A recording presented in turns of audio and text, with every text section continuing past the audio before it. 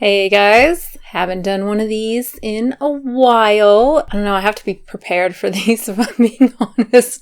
Especially after that one, what was it, the weight loss one? It was not fun. But you guys still ask for these. It's interesting and I think it's good because I know I'm kind of constantly criticizing other people and things that they say. So it's nice to have something where I'm just making fun of myself. You know, it helps keep me kind of humble and grounded and like constantly reminded that I sucked. We've all done stupid things, but yeah, I was pretty stupid. And honestly, that's not even fair because I wasn't stupid. I was just desperate. And this is how people get you. You know what I mean? This is how people get you with the celery juices, the essential oils, whatever else it is. You know, this is how people are convinced by this stuff. I think it's so easy for those of us who know it's bullshit to go like, how could you possibly be convinced by this? Like, well, if you're desperate enough, if you feel sick enough, it's pretty easy. It's pretty easy to believe any nonsense that someone throws at you as long as they are convincing enough, right? If they make it sound convincing enough that this is going to cure your whatever, this is going to make you feel amazing, it's pretty easy to believe it because you want so desperately to believe it. Anyway, I didn't mean to start the video that way, but yeah, that's kind of my intention with these videos, I guess. This is a fun one. This is called 2 Reasons to Give Up Coffee Completely. Now, some of you know I love coffee. I drink 2 cups a day. I cannot function without it, especially while pregnant. But even in general, like I need coffee. I'm too tired without it. Especially since I rarely ever get like my ideal amount of sleep. Honestly, I need about 9.5 hours a night, and that's not being pregnant. I just need a lot of sleep. And that's very hard to get with a child, soon to be 2 children. Yeah, coffee helps me and it's good. I like it. I mean, I look forward to my coffee every morning and then in the afternoon when I'm feeling sluggish. And I've done a video since this video. This one was posted 2012. I did a video a few years later where I talked about coffee and the possible benefits and that it's possibly a healthy food. You know, at worst, it's like a neutral food.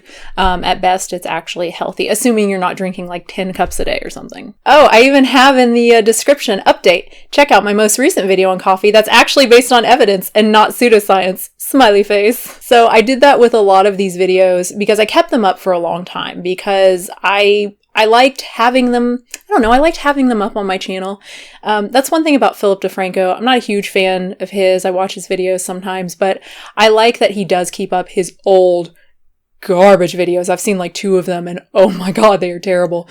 I like that he does keep those up as like a, hey, look, I was a real piece of shit. Like I've changed a lot. You know, people can change. Yeah, so I kind of had that mindset, but unfortunately I would see comments where people, a lot of people don't read the description, right? You just watch the video. And so they weren't seeing that, oh, I don't actually believe this anymore. This is just up for like historical purposes, I guess. And so I would see comments when I would go back and look at old videos and like read newer comments where people are like, yeah, this is correct. I just had to purge the channel and get rid of all of that. So yeah, I was still raw at this time. I'm pretty sure I would not have been eating any cooked food yet either. Eating lots of fruit, eating very little fat.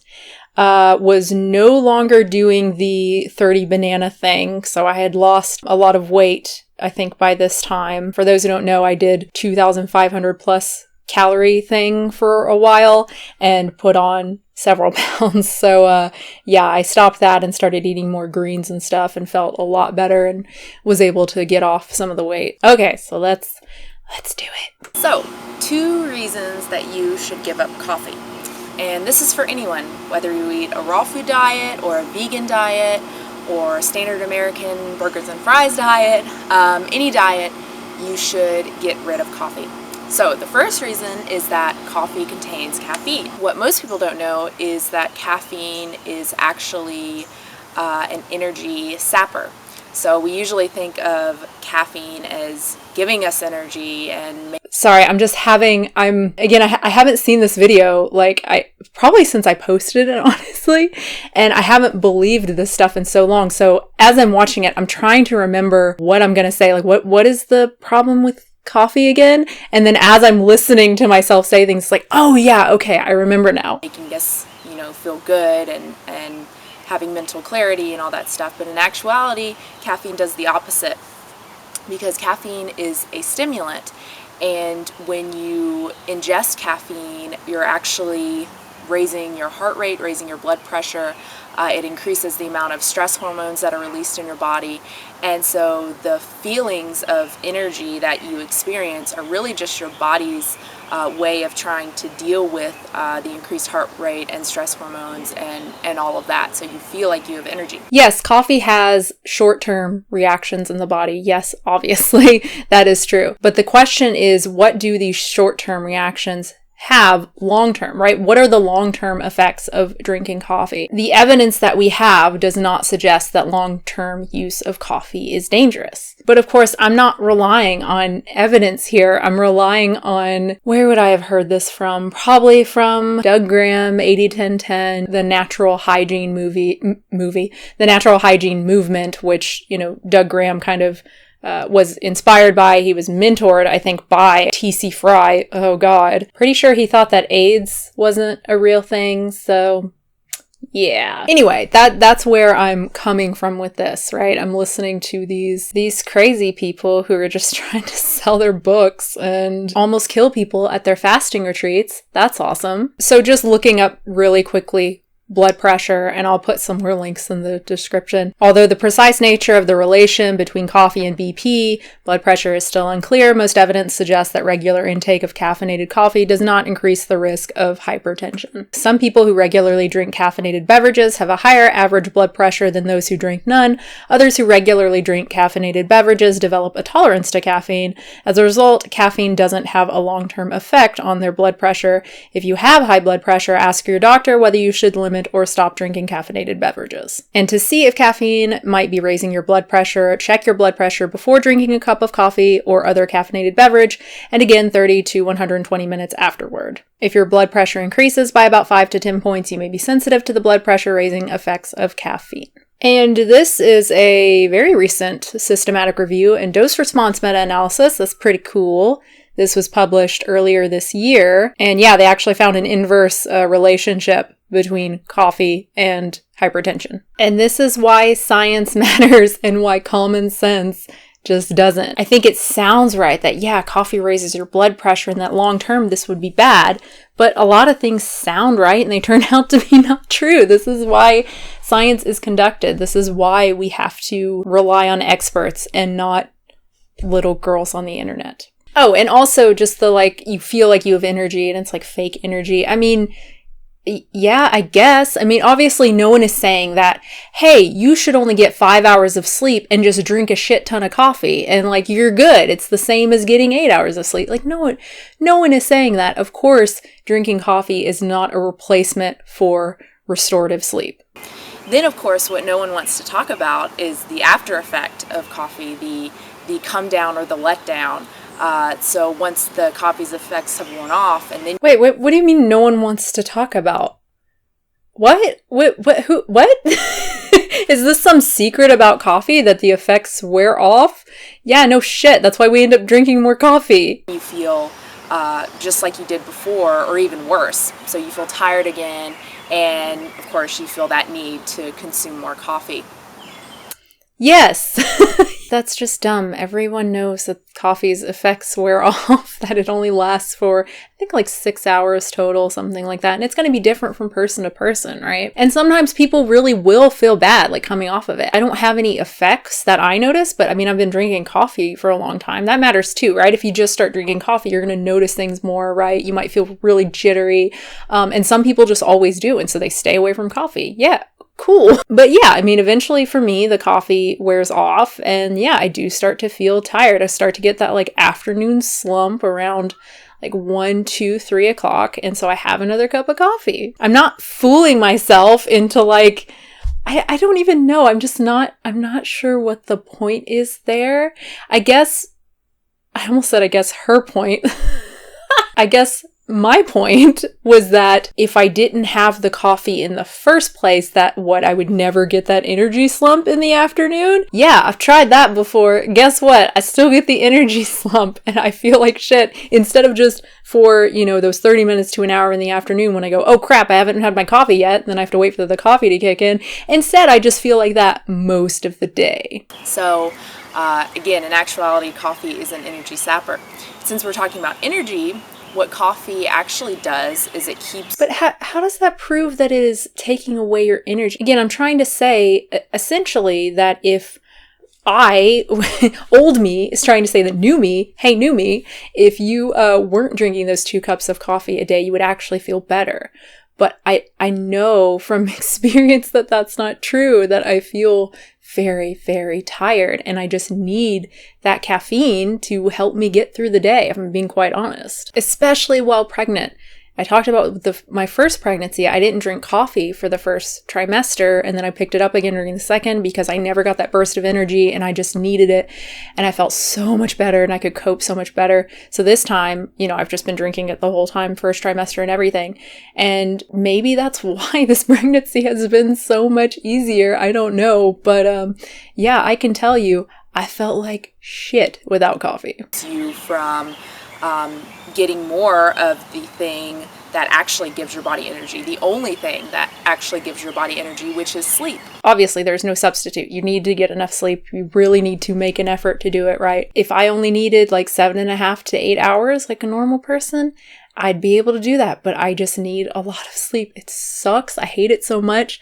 I've even gone to a doctor and had blood work done to see, like, is there something wrong with me? Please tell me there's something wrong with me so I can get this fixed and so I can sleep a normal amount. And she was like, no, you just need more sleep. I thought, oh God, it's the depression. I'm gonna get on antidepressants, and hell yeah. Nope. So yeah, if you're only sleeping 5 to 6 hours a night and you need coffee to get through the day, of course that's not ideal. I don't know. I just can't help but see this privileged little white girl. Just get enough sleep and you won't need coffee. It's easy, guys. That's all you have to do. And eat a raw food diet that costs you like several $100s a month, way more than what you're currently spending on food. It's easy. What's the problem? Yeah, like, of course it's easy for you. You have like no responsibilities other than taking your dog for a walk and cleaning up cat shit. Of course you don't have to worry about getting enough sleep. Of course, because you're not like staying up all night cooking and cleaning for kids and trying to spend time with your husband. And unfortunately, this is not unique to raw veganism or just regular veganism. If you look at the vast majority of vegan YouTubers, we are very privileged and don't seem to realize it, and it is quite frustrating. Reason number 2 is that coffee contains acrylamides. Not in raw coffee beans, but in roasted. Pregnant bitch's best friend. So this is a problem because acrylamide has been linked to certain cancers in both animal studies and in human studies, including breast cancer, prostate cancer, ovarian cancer, bladder cancer. So it's very serious. Okay. I gotta take a little research break because I don't think that's true. Okay, so according to the American Cancer Society, based on the studies done so far, it is not yet clear if acrylamide affects cancer risk in people. They talk about studies in rats and mice, putting it in their drinking water. The doses of acrylamide given in these studies have been as much as 1,000 to 10,000 times higher than the levels people might be exposed to in foods. Okay, and then in people, dozens of studies have looked at whether people who eat more of these foods might be at higher risk for certain cancers. Most of the studies done so far have not found an increased risk of cancer in humans. For some types of cancer, such as kidney, endometrial, and ovarian, the results have been mixed, but there are currently no cancer types for which there is clearly an increased risk related to acrylamide intake. The studies that have been done so far have had some important limits. For example, many of the studies relied on food questionnaires that people filled out every couple of years. These questionnaires might not have accounted for all dietary sources of acrylamide. In addition, people might not accurately remember what they have eaten when asked in personal interviews or through questionnaires. While the evidence from human studies so far is somewhat reassuring, more studies are needed to determine if acrylamide raises cancer risk in people. So yeah, that's the state of the evidence right now. It's not nearly as alarming as my representation of it. And also, you know, obviously when we're looking at acrylamide and something like French fries, like obviously French fries aren't healthy. Obviously these fried foods are not healthy. But again, if we're talking about something like coffee seems to have some potential health benefits. So the question then becomes, well, are these potential benefits outweighing the potential risk of consuming acrylamide? But that makes for a much less interesting video, doesn't it? Not implying that I was just trying to make an interesting video. I really did believe this stuff. I really did.